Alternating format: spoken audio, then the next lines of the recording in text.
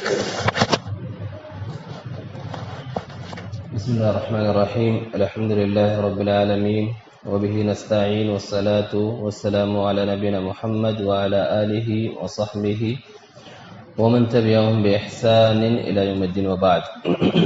عن عمر بن الخطاب رضي الله عنهما قال بينما نحن عند رسول الله صلى الله عليه وسلم ذات يوم إذ طلع علينا رجل شديد بياض الثياب شديد سواد الشعر لا يرى عليه أثر السفر ولا يعرفه منا أحد حتى جلس إلى النبي صلى الله عليه وسلم فأسند ركبتيه إلى ركبتيه ووضع كفيه على فخذيه وقال يا محمد أخبرني عن الإسلام.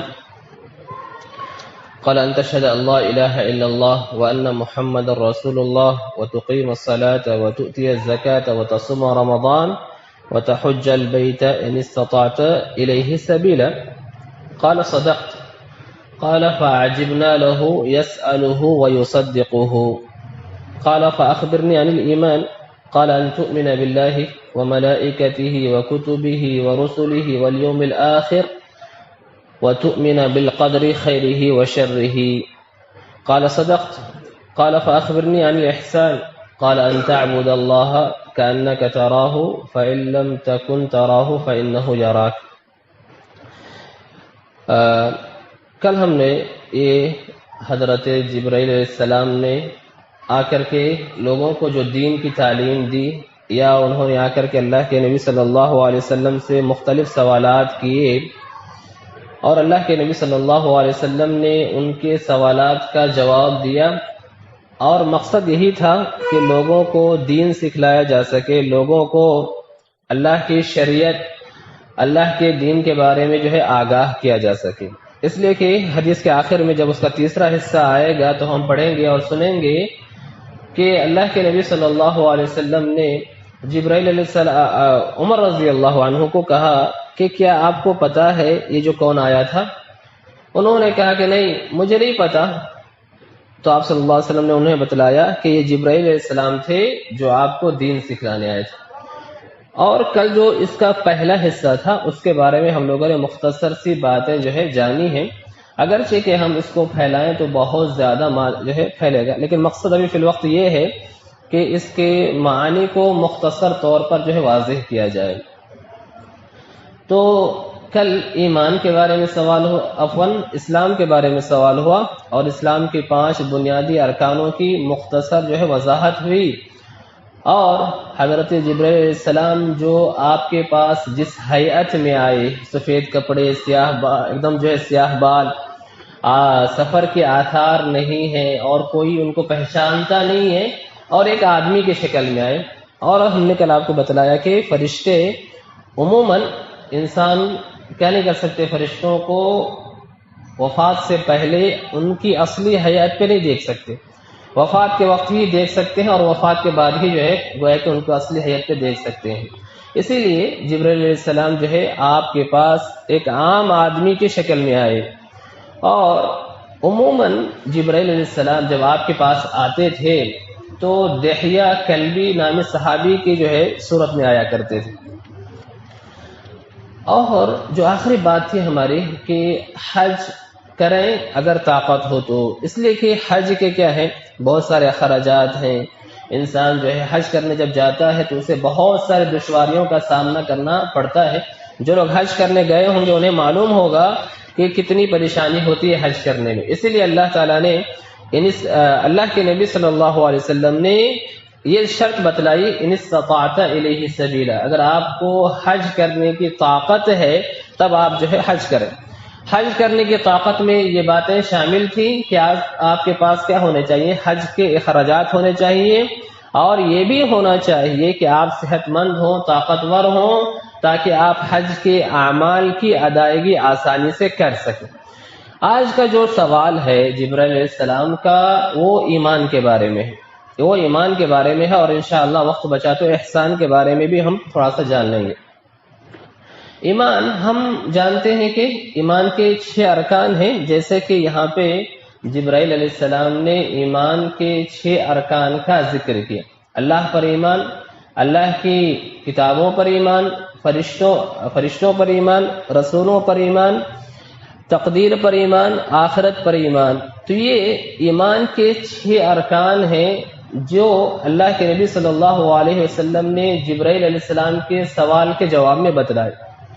اور ایمانیات کا جو ذکر ہے یہ ایک بندہ مومن کے لیے بہت ہی اہم ہے، ایک مسلمان کے لیے بہت ہی اہم ہے کہ ان 6 ارکان پہ وہ کیا کرے، ایمان رکھے۔ اب یہاں ان کی وضاحت سے پہلے یہ بات جان لینی چاہیے کہ کل کے سوال میں اسلام آیا اور آج کے سوال میں ایمان آیا، کیا ایمان میں اور اسلام میں کوئی فرق ہے یا دونوں ایک ہی ہیں؟ یہاں جو جبرائیل علیہ السلام نے جو جواب دیا ہے نا، اس سے یہ بات معلوم، اللہ کے نبی صلی اللہ علیہ وسلم نے جواب دیا ہے، اس سے یہ بات معلوم ہوتی ہے کہ ایمان میں اور اسلام میں فرق ہے۔ فرق کیا ہے؟ ایمان جو ہے انسان کے دلی اعتقاد کا نام ہے، اسلام انسان کے ظاہری اعمال کے مجموعے کا نام ہے، نماز، روزہ، حج اور زکوٰۃ، یہ چیزیں کیا ہے، ظاہری چیزیں ہیں۔ لیکن اگر ایمان اور اسلام کی یہ جو تفریق ہے اس وقت ہوگی جب کیا کہا جائے، ایمان اور اسلام کو اکٹھے کہا جائے۔ لیکن اگر کہیں صرف ایمان کا تذکرہ کیا جائے یا کہیں صرف اسلام کا تذکرہ کیا جائے تو وہاں پہ کیا ہوں گے، یہ دونوں ایک دوسرے کو شامل ہوں گے۔ جب ہم کہتے ہیں کہ ہمارا دین اسلام ہے، اس کا مطلب تو یہ نہیں ہوتا کہ ہم ایمانیات کو باہر کر دیتے ہیں۔ ہم مومن بندہ ہیں تو اس کا مطلب یہ نہیں ہوتا کہ ہم اسلام کی چیزوں کو ہم سائڈ لگا دیتے، نہیں۔ تو اگر ہم اکیلے اسلام کہیں، اگر اکیلے ایمان کہتے ہیں تو اسلام کے جو ظاہری اعمال ہیں، نماز پڑھنا، روزہ رکھنا، حج کرنا، زکوٰۃ دینا، یہ ایمان میں بھی آ جائے گا۔ اور پھر جب اکیلے ایمان کہتے ہیں تو ایمان کے ان ارکان کے ساتھ اسلام کے یہ جو اعمال ہیں سب شامل ہو جائیں گے۔ تو اس فرق کو سمجھنے کی ضرورت ہے، یاد رکھنے کی ضرورت ہے۔ اب جو پہلا جو رکن ایمانیات میں ہے وہ اللہ تعالیٰ پر ایمان ہے۔ پہلا رکن ایمانیات میں ہے وہ کیا ہے، اللہ تعالیٰ پر ایمان۔ اللہ تعالیٰ پر ایمان کا مطلب یہ ہے کہ ہم اس بات کا یقین رکھیں کہ اللہ تعالیٰ موجود ہیں، ہر قسم کی اچھائیاں، ہر قسم کے اچھے صفات اللہ رب العالمین کے لیے ہے۔ اللہ تعالیٰ جو چاہتا ہے کرتا ہے، اللہ تعالیٰ کے لیے ہی ہر قسم کی عبادتیں ہونی چاہیے۔ اللہ کے کچھ ایسے نام ہیں جو بہت ہی عمدہ ہیں، بہت ہی اچھے اچھے نام ہیں اللہ کے۔ تو اس اعتبار سے اللہ پر ایمان لانے میں کیا ہے، توحید کی اگر ہم دیکھیں تو تینوں قسمیں آ جاتی ہیں۔ اللہ پر ایمان لانے کے معنی میں توحید کی یہ جو تین قسمیں ہیں وہ سب شامل ہو جاتی ہیں، توحید ربوبیت، توحید الوہیت اور توحید اسماء اور صفات۔ توحید ربوبیت کیا ہے؟ یعنی اللہ تعالیٰ کو اللہ کے کام میں اکیلا سمجھنا، اللہ تعالیٰ کو اللہ تعالیٰ کے کام میں اکیلا سمجھنا، یہ توحید ربوبیت ہے۔ یعنی جو ہے کائنات چلانے کا جو بھی معاملہ ہے یہ سب اللہ رب العالمین کی جانب سے ہے، پیدا کرنا ہو، کسی کو زندگی دینا ہو، موت دینا ہو، روزی کے مسائل ہو، بارش برسانے ہو، یہ سارے جو مسائل کائنات کے ہیں ان تمام کا تعلق کس سے ہے؟ توحید ربوبیت سے۔ توحید ربوبیت ہی وہ واحد توحید کی قسم ہے جس کا انکار دنیا میں تقریباً کسی نے نہیں کیا۔ توحید ربوبیت ہی توحید کی وہ قسموں میں سے ہے جس کا انکار تقریباً دنیا میں کسی نے نہیں کیا۔ اللہ کے نبی صلی اللہ علیہ وسلم اور کفار کے درمیان کتنی لڑائیاں ہوئی، لیکن یہی کفار توحید کے اس قسم کا انکار نہیں کرتے تھے۔ قرآن مجید میں اس طرح کا متعدد سوال ان سے کیا گیا ہے کہ آپ ان سے پوچھئے کہ کون جو ہے روزی دیتا ہے، کون جو ہے زندہ کرتا ہے، کون مردہ کرتا ہے وغیرہ، تو تمام کے جوابات ان کے کیا تھے؟ اللہ ہی تعالیٰ کرتا ہے۔ تو اس قسم کی توحید میں، توحید ربوبیت میں دنیا میں سمجھ لیں کہ کچھ لوگوں کے علاوہ اس قسم کی توحید کا کسی نے انکار نہیں کیا ہے۔ فرعون کے بارے ہی میں اللہ نے قرآن میں ذکر کیا کہ اس نے اللہ تعالیٰ کا انکار کیا، اللہ تعالیٰ کے رب ہونے کا انکار کیا، لیکن دل ہی دل میں وہ اللہ تعالیٰ کے حقیقت میں رب ہونے کا کیا تھا، اس کا جو ہے اس کو معلوم تھا کہ اللہ تعالیٰ رب ہے سب کا، لیکن زبان سے بس لوگوں کو بیوقوف بنانے کے لیے یا اپنی بادشاہت کو باقی رکھنے کے لیے وہ ایسا کہا کرتا تھا کہ اللہ تعالیٰ کوئی رب نہیں، میں تم تمام کا رب ہوں، ایسا وہ کہتا تھا۔ اس لیے قرآن میں کیا کہا گیا، وَجَحَدُوا بِهَا وَاسْتَيْقَنَتْهَا أَنفُسُهُمْ، یعنی ظاہراً زبان سے تو یہ انکار کرتے ہیں کہ اللہ رب نہیں ہے ان کا، لیکن دل میں جو ہے کیا ہے، ان کی دل اس بات کی گواہی دے رہی ہے کہ اللہ رب العالمین ہی رب ہے۔ تو توحید ربوبیت میں کوئی مسئلہ نہیں تھا، کوئی اشکال نہیں تھا۔ رہ گیا توحید الوہیت، یہی سب سے اشکال کی جو ہے بات ہے اس زمانے سے اور الی قیام الساعہ، قیامت قائم ہونے تک توحید الوہیت ہی میں مسئلہ ہے۔ اسی لیے جب اللہ کے نبی صلی اللہ علیہ وسلم نے کفار کو توحید کی دعوت دی نا، تو انہوں نے کیا کہا سیدھا سیدھا، اجعل الآلہۃ الہا واحدا، یعنی تمام مختلف معبودوں کے علاوہ اللہ کو صرف ایک کو عبادت کے لائق بنایا جائے کیا؟ اب یہاں دیکھیے کفار کو بھی لا الہ الا اللہ کہنے کا کتنا معنی معلوم تھا۔ ہاں، کفار کو بھی اس بات کا یقین تھا کہ اگر ہم لا الہ الا اللہ کہتے ہیں تو اس کا کیا مطلب ہوتا ہے۔ اس کا مطلب یہ ہوتا ہے کہ جتنی زیادہ تمہارے پاس معبود ہیں سب بیکار۔ اسی لیے قرآن نے ان کے اس جملے کو نقل کیا ہے، اجعل الآلہۃ الہا واحدا، یعنی تمام معبودان کے بدلے صرف ایک کی عبادت، یہ کیسی بات ہے؟ لیکن اس زمانے میں بھی توحید الوہیت ہی میں مسئلہ تھا، اور آج بھی بہت سے مسلمان جو ہے توحید الوہیت کے مسئلے میں جو ہے بھٹکے ہوئے ہیں۔ آج بھی بہت سے مسلمان توحید الوہیت کے مسئلے میں بھٹکے ہوئے ہیں۔ یہ جو ہے ہمیں اس پہ جو ہے ہم دیکھتے ہیں، اس کا ہم مشاہدہ کرتے ہیں، تو اس پہ اللہ کی یعنی بہت ہی زیادہ تعریف کرنی چاہیے۔ اس لیے کہ اگر ہم اللہ کی تعریف کرتے ہیں، اللہ کا شکریہ بجا لاتے ہیں، تو اس کا مطلب کیا ہوگا، یہ نعمت ہم پر برقرار رہے گی۔ اس لیے کیا ہے، تعریف کے ذریعے سے، شکر کے ذریعے سے نعمتیں جو ہے برقرار رہتی ہیں۔ تو اللہ تعالیٰ نے جس کو اس توحید میں محفوظ رکھا ہے، اسے اللہ کا بہت ہی زیادہ شکر گزار ہونا چاہیے۔ تو ہمیشہ سے توحید الوہیت ہی جو ہے کیا ہے، توحید الوہیت ہی میٹر کرتا ہے، اور اسی میں اشکال ہے، اسی میں لوگوں کے درمیان جو ہے اختلاف ہوا ہے۔ تیسری قسم توحید اسماء و صفات ہے، جس میں کوئی زیادہ مسئلہ اس وقت نہیں تھا، بعد میں کچھ لوگوں نے اللہ کے ناموں کا انکار کیا، جس کا مطلب یہ ہوتا ہے توحید اسماء و صفات کا کہ اللہ نے قرآن میں اور اللہ کے نبی صلی اللہ علیہ وسلم نے حدیث میں جو اپنے نام بتلائے ہیں، ان ناموں پہ اور ان صفاتوں پہ ایمان رکھا جائے، جیسے بتلایا گیا ہے ویسے۔ اللہ نے کہا کہ اللہ تعالیٰ سننے والا ہے، ہاں اللہ سننے والا ہے، اس کی مثال نہیں بیان کی جائے گی، اس کی کیفیت نہیں بیان کی جائے گی، ایسا نہیں کہا جائے گا کہ سننے کا معنی کچھ اور بھی ہے یا معطل کیا جائے گا، نہیں، جیسے اللہ نے کہا ہے، جیسے اللہ کے رسول نے بتلایا ہے کہ اللہ کے نام ہے تو ہے، رہ گیا کیسی اس کی کیفیت ہے یہ ہمیں نہیں معلوم۔ اللہ نے ہمیں ایمان لانے کو کہا ہے، ہم ایمان لائیں۔ اللہ نے کہا ہے لیس کمثلہ شیء وہو السمیع البصیر، اللہ کی طرح کوئی بھی نہیں ہے، اور اللہ سننے والا کیا ہے، اور دیکھنے والا ہے۔ تو ہم ایمان رکھیں گے کہ ہاں اللہ تعالیٰ سننے والا ہے، اللہ تعالیٰ دیکھنے والا ہے۔ تو اللہ کے جو نام ہیں، اللہ کی جو صفات ہیں، ان ناموں اور صفاتوں کو من وعن ہم اس پر ایمان رکھیں۔ دیکھیے ایمان میں ایک چیز جو کہنے کی تھی وہ یہ کہ آدمی جو ہے نا، ایمان کی جو تعریف ہے، ایمان کی تعریف میں بھول گیا، شروع میں مجھے بتلانی چاہیے تھی، وہ یہ کہ ایمان کا مطلب یہ ہوتا ہے کہ انسان جو ہے زبان سے بھی اس کا اعتراف کرے، دل میں بھی اسے یقین ہو، اور عمل سے اسے ثابت بھی کرے، یعنی انسان اپنے اعضاء سے اور اپنے جو ہے اس پہ عمل بھی کرے۔ ان تینوں چیزوں کے مجموعے کا نام ہے ایمان، یعنی دل میں بھی یقین، زبان سے بھی اعتراف، اور عمل کرنے کی جب باری آئے تو اس پہ عمل بھی کرے۔ ان تینوں چیزوں کے نام یہ ایمان ہے۔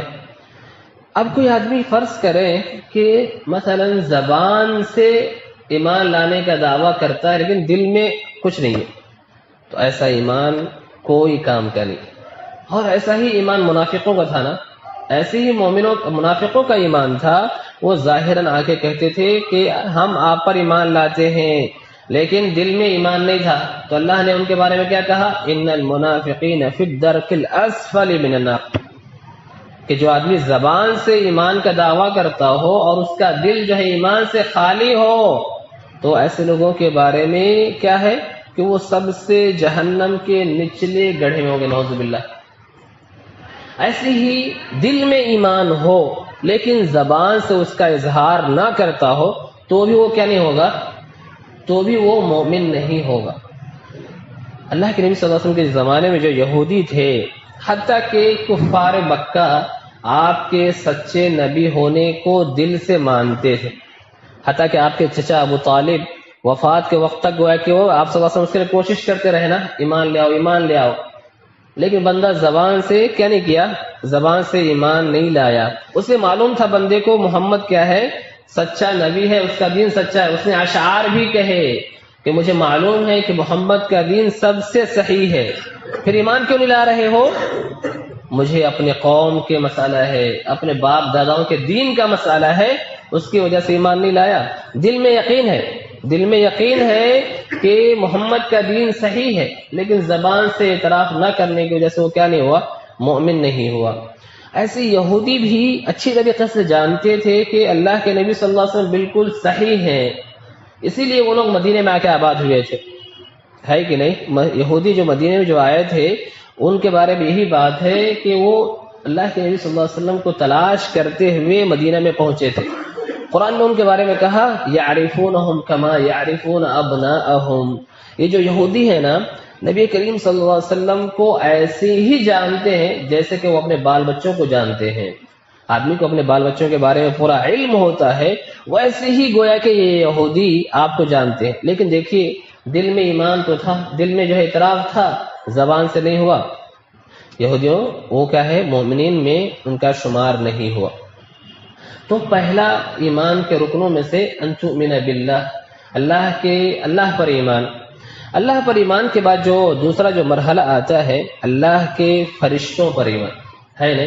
دوسرا جو رکن ہے اللہ کے فرشتوں پر ایمان. اللہ کے فرشتوں پر ایمان جو ہے نا کا مطلب یہ ہے کہ ہم فرشتوں کے موجود ہونے پر ایمان رکھیں. فرشتے موجود ہیں، اور اللہ فرشتوں پر ایمان لانے میں یہ بات بھی شامل ہے کہ قرآن میں احادیث میں فرشتوں کے بارے میں جو باتیں بھی بتلائی گئی ہیں ہم ان پہ ایمان رکھیں. یہ بھی فرشتوں پہ ایمان میں شامل ہے.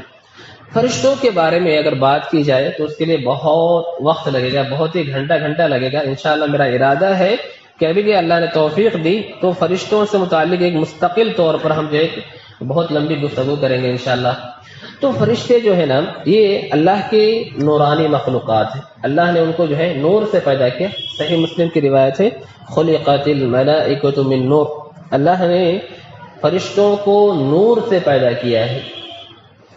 اور فرشتوں کو اگر دیکھا جائے اللہ نے کیوں پیدا کیا ہے، کیا ان کی کیا کام ہے، اگر دیکھا جائے تو مختصراً فرشتے کے عمومی طور پر 3 کام ہیں. ایک کیا ہے؟ کائنات کی مختلف ذمہ داریوں کو ادا کرنا. اللہ تعالیٰ نے دنیا کے مختلف کام جو ہے ان کے سپرد کیا ہوا ہے، جیسے کہ مثلا جو ہے بارش برسانا، کسی کے جو ہے روح قبض کرنا، بچوں کی حفاظت کرنا، ہوائیں چلانا، بارش برسانا وغیرہ. اس طرح کے مختلف کام ہیں جو اللہ نے فرشتوں کو سپرد کیا ہے. دوسرا جو کام فرشتوں کا ہے وہ انسان کے ساتھ لگے رہنا، انسانوں کے ساتھ لگے رہنا ان کا کام ہے. جیسے ہمارے ساتھ جو فرشتے ہیں ہے نا، دائیں بائیں ہمارے اعمال کو لکھتے رہتے ہیں. کچھ فرشتے ایسے ہیں جو ہماری حفاظت کرتے ہیں، کچھ فرشتے ایسے ہیں جو ہماری حفاظت کرتے ہیں. ایسے بھی فرشتے ہیں جو جب بچہ ماں کے پیٹ میں ہوتا ہے وہیں سے ان کا خیال رکھے رہتے ہیں. تو اللہ نے کچھ فرشتوں کو انسانوں کے ساتھ لگا دیا ہے. تیسرے قسم کے فرشتے وہ ہیں جو صرف اللہ کی عبادت میں لگے رہتے ہیں، صرف اللہ کی عبادت، بس اللہ کی عبادت کے علاوہ ان کا کوئی کام نہیں. حدیث کے اندر کیا آیا کہ آسمان میں کوئی جگہ ایسی نہیں ہے جہاں پہ فرشتے اللہ کی عبادت میں مصروف نہ ہو. کوئی جگہ ایسی نہیں ہے جہاں پہ اللہ کی عبادت میں فرشتے مشغول نہ ہوں. آپ اس سے فرشتوں کی تعداد کا اندازہ لگا سکتے ہیں. اللہ کے نبی صلی اللہ علیہ وسلم نے کہا کہ 4 انگلی کے برابر بھی جگہ خالی نہیں ہے، لیکن وہاں جو فرشتے اللہ کی عبادت میں ہیں. حتیٰ کہ احادیث میں یہ بات بھی آئی ہے کہ قیامت تک یہ لوگ کیا نہیں کرتے ہیں، اللہ کی عبادت ہی میں لگے رہتے ہیں، سر بھی نہیں اٹھاتے. سبحان اللہ. اور اسی بات کی صراحت قرآن مجید میں بھی آیا ہے کہ وہ ہمیشہ اللہ کی عبادت کرتے رہتے ہیں، اللہ کی عبادت کرتے رہتے ہیں، نہ اگتاتے ہیں اور نہ تھکتے ہیں. یسبحون اللیل والنہار لا یفترون، صبح شام اللہ کی عبادت بس. تو یہ فرشتے ہیں، اللہ نے ان کے ذمے مختلف کام رکھا ہے. یہ ایک مستقل موضوع ہے جس پہ جو ہے گفتگو کرنے کی ضرورت ہے انشاءاللہ. تو یہ ایمان بالملائکہ، اللہ کے فرشتوں پر ایمان. جو تیسرا جو رکن ہے ایمان بالملائکہ کے بعد ایمان بالکتب، اللہ کی کتابوں پر ایمان. اللہ کی کتابوں پر ایمان یعنی وہ کتابیں جسے اللہ سبحانہ و تعالی نے کیا کیا ہے، اپنے نبیوں کو دیا ہے. سب سے پہلے اللہ تعالیٰ کیا کرتے ہیں، نبیوں کو جو رہنمائی دینی ہوتی ہے، نبیوں کو جو بتلانا ہوتا ہے، فرشتوں کی زبانی وہ باتیں بتلا دی جاتی ہیں. بعد میں انہی باتوں کو نبی بتلاتے بتلاتے ان کو ایک کتاب کی شکل میں جمع کر لیا جاتا ہے. جیسے قرآن کا معاملہ ایسے ہی ہے، 23 سال کی مدت میں تھوڑی تھوڑی جو ہے نازل ہوتے رہی اور بعد میں اس کو ایک جگہ اکٹھا کر لیا گیا. تورات کے بارے میں یہ بات مذکور ہے کہ اللہ تعالیٰ نے ایک ہی ساتھ کیا کیا، ان کو موسیٰ علیہ السلام کو وہ ساری کتاب کی شکل میں آپ کو جو ہے وہ کتاب دے دی گئی، تورات دے دی گئی. تو اللہ کی کتابوں پر ایمان لانے کا مطلب یہ ہے کہ اللہ تعالیٰ نے جو کتابیں نازل کی ہیں ہم ان پر ایمان رکھیں. جن کے نام ہمیں معلوم ہیں ہم ان کے ناموں کے ساتھ ان پر ایمان رکھیں، اور جن کے نام نہیں معلوم ہم مجملاً ایمان رکھیں گے کہ ہاں اللہ نے نبیوں کے کو اور ان کی امت کی خاطر مختلف کتابیں دی ہیں جس کا اللہ رب العالمین نے ہمارے پاس تذکرہ نہیں کیا ہے. اور جو کتابیں ہم تک پہنچی ہیں بس 4 سے 5 ہیں. قرآن مجید ہمارے نبی کریم صلی اللہ علیہ وسلم پر، عیسیٰ علیہ السلام کو اللہ تعالیٰ نے انجیل دیا، موسیٰ علیہ السلام کو تورات، اور داؤد علیہ السلام کو زبور، اور ابراہیم علیہ السلام کو صحف. ان تمام کتابوں کا تذکرہ قرآن مجید میں ہے، اور یہ صرف 5 کتابیں ہیں جن کے نام ہمیں معلوم ہیں، بعد باقی کے جو ہے نام ہمیں نہیں معلوم.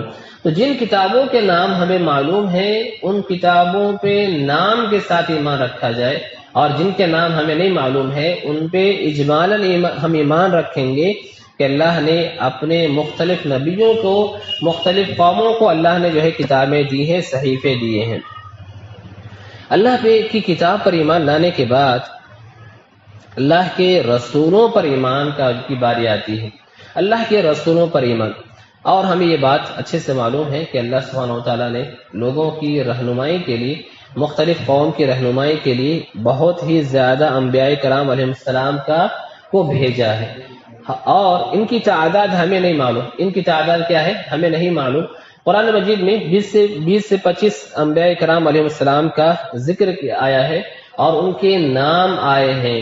ان پہ ایمان لانے کا مطلب یہ ہے کہ اللہ رب العالمین نے انہیں کیا کیا ہے، لوگوں کی ہدایت کی خاطر بھیجا ہے، لہذا ان کی تصدیق کریں گے ہم.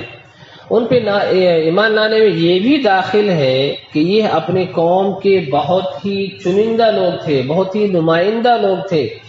ہاں قرآن مجید میں اس بات کا بھی ذکر ہے جو ہے کہ وہ کہتے تھے کہ تم تو بڑے جو ہے تم سے ہماری بڑی امید تھی، لیکن کیا ہوا کہ تم صرف جو ہے ایک اللہ کی عبادت کی دعوت دینے لگ گئے ہو وغیرہ. تو یہ قوم کے بڑے ہی نمائندے اور بڑے ہی چنندہ لوگ ہوا کرتے تھے، اور ان کی تعداد بہت زیادہ ہے جس کا علم جو ہے اللہ ہی کو ہے. اس لیے اللہ نے قرآن میں کہا کہ جو ہے اتنے نبی تھے جن میں سے کچھ کا تذکرہ تو ہم نے آپ کو کیا ہے، اور کچھ لوگ ایسے ہیں جن کا تذکرہ ہم نے آپ کو نہیں کیا. تو ان پہ ہم جو ہے کیا کریں گے، ان پہ بھی ہم ایمان لائیں گے. ایمان میں اس کے بعد کا جو مرتبہ ہے وہ آخرت کے دن پر ایمان. آخرت کے دن پر ایمان، آخرت کے دن پر ایمان کا کیا مطلب ہے کہ انسان مرنے کے بعد سے لے کر کے انسان کا جو آخری ٹھکانہ، چاہے جنت ہے الحمدللہ انشاءاللہ یا جہنم ہے، وہاں تک جو بھی معاملات پیش آئیں گے ان تمام چیزوں پر ایمان رکھیں. مرنے کے بعد سے لے کر کے آخر جو ٹھکانہ ہوگا انشاءاللہ جنت میں باذن اللہ تعالی، اور کچھ لوگوں کا ٹھکانہ جہنم میں ہوگا، وہاں تک کے جو بھی حالات ہوں گے اس پر ایمان رکھا جائے. مرنے کے بعد سے جو بھی حالات ہوں گے قیامت تک اور انسان کے آخری ٹھکانے تک جو بھی معاملات درپیش ہوں گے اس میں جو ہے ایمان لانا ہے. یہ دیکھیے آخرت جو ہے نا، آخرت کا وقوع ہوگا یا نہیں ہوگا. اللہ کے نبی صلی اللہ علیہ وسلم کے زمانے سے بھی کچھ لوگ ایسے تھے کہتے تھے کہ آخرت واخرت کوئی چیز نہیں ہے، آخرت واخرت جو ہے کوئی چیز نہیں ہے، ہم آتے ہیں جاتے ہیں بس کام ختم ہے نا، آتے ہیں جاتے ہیں، آخرت واخرت کوئی نہیں ہوگی. اللہ تعالیٰ نے دیکھیے قرآن مجید میں اس مسئلے پہ بہت زور دیا ہے. قرآن مجید میں آخرت کے موضوع کو بہت زور دیا گیا ہے اور متعدد طریقے سے اس بات کو ثابت کیا گیا ہے کہ کیا ہوگا، قیامت ضرور قائم ہوگی، لوگوں کو ضرور اٹھایا جائے گا. ایک بہت ساری مثالیں دی گئی ہیں، میں مختصر یہ بیان کرتا ہوں. ایک مثال یہ دی گئی ہے کہ تم ان لوگوں کو دیکھو جسے اللہ تعالیٰ نے وفات کے بعد دوبارہ سے زندہ کیا ہے نا. کچھ لوگوں کا واقعہ ذکر ہے جس کو اللہ تعالیٰ نے جو ہے ہزاروں سال، 100 سال عفواً، 100 سال سلا دیا، پھر اس کو جو ہے زندگی دی. ایسے ابراہیم علیہ السلام نے جب سوال کیا کہ اللہ تعالیٰ میں چاہتا ہوں کہ دیکھوں کیسے آپ مردوں کو زندہ کرتے ہیں، تو واقعہ مشہور ہے. پرندوں کو کہا وہاں وہاں رکھ دو کئی ٹکڑے کر کے، پھر سب کو بلاؤ، دیکھو سب تمہارے پاس آ جائیں گے. تو جب ایک پرندے کو 4-5 جو بھی ٹکڑے کر کے مختلف جگہ پہ رکھ دیا گیا ہو اور اپنے طرف بلانے سے وہ زندہ ہو کر کے آ جائے گا، تو انسان کو بھی پیدا کرنے میں کیا ہے، ویسے ہی معاملہ ہے، کوئی دشواری نہیں ہے. تیسری صورت جو بیان کرتا ہے اللہ تعالیٰ قرآن مجید میں وہ یہ کہ آپ زمین کو دیکھو، نہایت بنجر زمین، بارش ہوتی ہے، ہم بیج ڈالتے ہیں، وہ لہلہا اٹھتی ہے. تو ایسے ہی اللہ تعالیٰ ضرور انسانوں کو کیا کرے گا، دوبارہ سے اٹھائے گا. ایک چوتھی چیز بھی ہے، وہ یہ کہ آپ عقل سے سوچو کہ بھئی قیامت ضرور ہوگی. کیوں؟ اس لیے کہ انسان جو کام کرتا ہے، انسان کے نامہ اعمال میں جو ہے جو بھی عمل ہے اچھا یا برا، انسان کو اس کا بدلہ ملنا چاہیے نہیں ملنا چاہیے؟ ملنا چاہیے. تو بدلہ کہاں ملے گا؟ اللہ رب العالمین جو ہے مرنے کے بعد ضرور بدلہ دیں گے. تو یہ جو شکلیں ہیں، یہ جو صورتیں ہیں، متعدد مرتبہ قرآن میں بتلایا گیا ہے تاکہ اس بات کو اچھے سے واضح کیا جا سکے کہ قیامت کیا ہوگی، ضرور قائم ہوگی، مرنے کے بعد ضرور ہمیں اٹھایا جائے گا. اور اس میں بہت سارے مراحل ہیں، ایمان بالآخر میں بہت سارے مراحل ہیں، کیونکہ مرنے کے بعد کا معاملہ شروع ہو جاتا ہے اور آخری ٹھکانہ جنت یا جہنم میں جانے تک کا ہے. بہت لمبا، بہت ساری اس میں تفاصیل ہیں. اور چھٹا جو رکن ہے وہ قدر کا ہے، قدر پہ ایمان، ایمان بالقدر ہے نا. ایمان بالقدر کو 4 حصوں میں یا اس کے 4 ارکان ہیں. 4 ارکان ہیں. ایک یہ کہ علم، اللہ تعالیٰ جو ہے معلوم تھا اللہ رب العالمین کو کہ جو ہے کیا ہونے والا ہے، کب تک، آخر تک. اور اللہ تعالیٰ نے اسی کا حکم دیا. اللہ تعالیٰ نے قلم کو پیدا کیا اور کہا کہ جو ہے لکھ ڈالو سب کچھ. قلم نے سوال کیا اے اللہ کیا لکھوں میں؟ بولے جو کچھ بھی قیامت تک ہونے والا ہے نا سب لکھ ڈالو. اور یہ چیزیں آسمان و زمین کی تخلیق سے 50,000 سال پہلے اللہ رب العالمین جو ہے لکھوا چکا ہے. اور اللہ کا علم بہت ہی وسیع ہے، انسان جو ہے اس کا تصور نہیں کر سکتا ہے نا. اللہ نے علم کے بارے میں اپنے علم کی گہرائی کو بہت ہی زیادہ طریقے سے بیان کیا ہے. ایک آیت میں کہا کہ آسمان کی اور زمین کی جو ذرہ برابر بھی چیز ہوتی ہے نا، ایک دم نہایت معمولی سے معمولی ذرہ، یعنی دھوپ کی روشنی میں جو گرد و غبار اڑتے رہتے ہیں نا، اس کو ذرہ بولیں گے. تو وہ بھی اللہ کے علم سے غافل نہیں ہے، وہ بھی اللہ کے علم سے جو ہے مخفی نہیں ہے. وما يعزب عن ربك مثقال ذرة في السماوات ولا في الارض.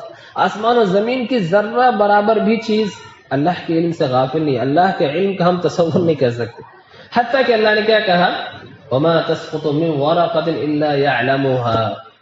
دنیا میں کتنے درخت ہیں ہے نا، دنیا میں کتنے زیادہ درخت ہیں، کون سے درخت کا کون سا پتا کب گرتا ہے یہ بھی اللہ کے علم میں، یہ بھی اللہ کے علم میں. ہم جو ہے بس اوقات بہت سی چیزیں یاد کرتے ہیں اور تھوڑے وقفے سے ہم کو وہ معلوم ہی نہیں رہتا، لیکن اللہ کا علم اتنا زیادہ ہے کہ اگر ایک پتا بھی دنیا میں کہیں گرتا ہو کسی درخت سے، وہ بھی اللہ کے علم میں ہے. تو یہ پہلا مرحلہ، یہ پہلا مرتبہ ہے جو تقدیر پر ایمان کا علم. دوسرا ہے کتابہ، یعنی جو اللہ نے جان لیا، اللہ تعالیٰ نے اس کو کیا کیا، جیسے کہ ابھی ہم نے سنا، اس کو لکھوا دیا. تیسرا مرتبہ ہے مشیت، یعنی اللہ تعالیٰ جو کچھ چاہتے ہیں وہی کیا ہوتا ہے، وہی دنیا میں ہوتا ہے. اور جو ہے چوتھا ہے خلق، یعنی اللہ نے جو سابقہ اللہ کا جو سابقہ علم ہے، جو اللہ نے لکھایا ہے، اسی کے مطابق اللہ تعالیٰ جو ہے دنیا میں جو ہے لوگوں کو اور جو ہے چیزوں کو پیدا کرتے چلے جاتے ہیں. تو یہ تقدیر، یہ جو ہے ایمان کے 6 ارکان ہیں، اور 6 ارکان کی مختصر سی وضاحت ہے. جو آخری جو سوال تھا حضرت جبرائیل علیہ السلام کا انشاءاللہ، وہ احسان کے بارے میں تھا، ہے نا. احسان کے بارے میں، احسان کہتے کسے ہیں؟ اللہ کے نبی صلی اللہ علیہ وسلم نے گویا کہ احسان کو بہت ہی اچھی طریقے سے واضح کر دیا. احسان کہتے ہیں کہ بھائی آپ ایسی عبادت کریں، یعنی اتنی حاضر دماغے سے آپ عبادت کرو کہ آپ کو لگے کہ میں اللہ کو دیکھ رہا ہوں. دیکھنے کا مطلب کیا؟ یعنی کہ ہاں وہاں اللہ موجود ہے، ایسا ہے کہ اللہ، ایسی بات نہیں ہے، بلکہ آپ کا ذہن اتنا زیادہ حاضر ہو کہ آپ کو لگے کہ میں اللہ کو واقعی جو ہے دیکھ رہا ہوں. اور اللہ کو جو دیکھ رہا ہوتا تو میرا عمل کیسے ہوتا، میری حرکتیں کیسے ہوتی، میرا دماغ کیسے حاضر ہوتا، میں کتنا سکون سے اللہ کے سامنے کھڑا ہوتا. تو گویا کہ یہی صورتیں آپ اگر اللہ کو نہیں دیکھ رہے ہو وہی مطلوب ہے. اب دیکھیے جو ہے جہاں ذمہ دار ہوتے ہیں فیکٹری وغیرہ میں یا کسی کمپنی میں، ایک کام کرنے والا جب دیکھتا ہے کہ باس موجود ہے تو کیسے جو ہے چوکنا ہو جاتا ہے، ادھر ادھر غافل نہیں ہوتا. تو وہ کہ آپ یہ تصور کریں کہ آپ اللہ کو دیکھ رہے ہیں. یہ تو پہلی بات ہوئی. قال ان تعبد اللہ کانک تراہ فان لم تکن تراہ فانہ یراک. اگر پہلا تصور آپ نہیں کر پاتے، اگر آپ اس درجے کو نہیں پہنچ پا رہے ہیں کہ اللہ کو آپ دیکھ رہے ہو، تو آپ یہ ضرور یقین کریں کہ اللہ کو دیکھ رہا ہے. کیا اللہ تعالیٰ کسی کو نہیں دیکھ رہا ہے؟ کہ ایسا کچھ نہیں. تو جب اللہ تعالیٰ آپ کو دیکھ رہا ہے تو آپ کی ساری حرکتیں اللہ کی مرضی کے مطابق ہونی چاہیے. آپ کی کوئی حرکت ایسی نہ ہو جو کیا ہے کہ اللہ کی مرضی کے برخلاف ہو. اور یہی خشوع ہے اور یہی خضوع ہے کہ بندے کی حق کی ہر حرکت کیا ہونی چاہیے، ایک دم بالکل جو ہے اللہ کی جو ہے حکم کے مطابق ہونی چاہیے. تو ان تعبد اللہ کانک تراہ فان لم تکن تراہ فانہ یراک. آپ تصور کریں کہ اللہ آپ کو دیکھ رہا ہے. اگر آپ اس مرتبے کو نہیں پہنچ سکتے ہیں تو آپ کو کم سے کم یہ مرتبہ ضرور ہونا چاہیے کہ اللہ کیا کرتا ہے، آپ کو دیکھ رہا ہے، آپ کو دیکھ رہا ہے. تو یہ اسی تفسیر میں اللہ کے نبی صلی اللہ علیہ وسلم نے احسان کے 2 مرتبوں کا ذکر کیا ہے نا، کہ ہم دیکھ رہے ہوں. مشاہدہ کہلاتا ہے یہ کیا کہلاتا ہے؟ مقام مشاہدہ، یعنی ہم دیکھ رہے ہو. یہ پہلا مرتبہ ہے اور سب سے اعلیٰ مرتبہ ہے یہ. لیکن اگر یہ مرتبہ ہم کو حاصل نہیں ہو پاتا ہے تو ہم یہ تصور کریں کہ اللہ تعالیٰ ہمیں ضرور دیکھ رہا ہے. یہ کیا ہے؟ مراقبہ کہلاتا ہے. تو یہ کچھ باتیں تھیں جو آج کے درس سے متعلق تھیں. اللہ رب العالمین سے دعا ہے کہ اللہ سبحانہ و تعالیٰ ہمیں علم نافع عطا فرمائے، اور ایمان پر جو ہے جب تک ہمیں زندہ رکھے، ایمان پر زندہ رکھے، اور جب ہمارا خاتمہ ہو تو خاتمہ بالخیر ہو. اقول ما تسمعون واستغفر الله لي ولكم ولسائر المسلمين من كل ذنب فاستغفروه انه هو الغفور الرحيم. سبحان ربك رب العزة عما يصفون وسلام على المرسلين والحمد لله رب العالمين. السلام علیکم ورحمۃ اللہ وبرکاتہ.